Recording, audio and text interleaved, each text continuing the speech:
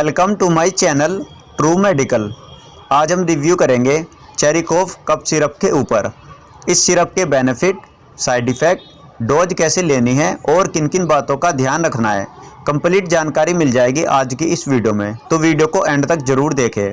और अगर आपने अभी तक हमारे चैनल को सब्सक्राइब नहीं किया है तो चैनल को सब्सक्राइब कर ले और बेल आइकन को भी दबा दे, क्योंकि हम सभी मेडिसिन को बहुत ही अच्छे तरीके से समझाते हैं। तो चलिए वीडियो स्टार्ट करते हैं। चेरिकोफ 100 ml सिरप सन फार्मास्यूटिकल कंपनी के द्वारा बनाया जाता है और 100 ml का सिरप होता है। MRP इसका 92 रुपये के करीब होता है और इसके अंदर 3 साल्ट होते हैं, फेनिलेफ्रिन, क्लोरफेनार्मिन, डेक्स्ट्रोमेथोर्फान।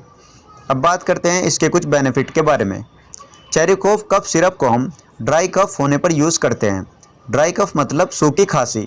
सूखी खांसी में इसका काफ़ी कमाल का रिजल्ट होता है। और इसके अलावा एलर्जिक सिम्टम्स में भी चेरिकोफ सिरप को यूज़ किया जाता है।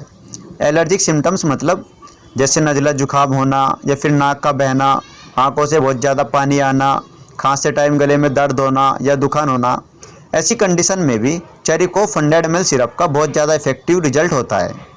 तो ये थे इसके कुछ बेनिफिट। अब बात करते हैं डोज के बारे में।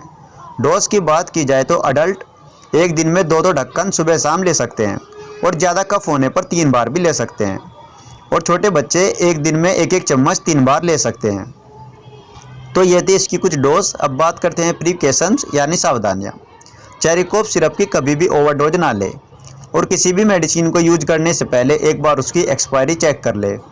तो ये थे इसके कुछ प्रिकॉशंस। अब बात करते हैं साइड इफ़ेक्ट के बारे में।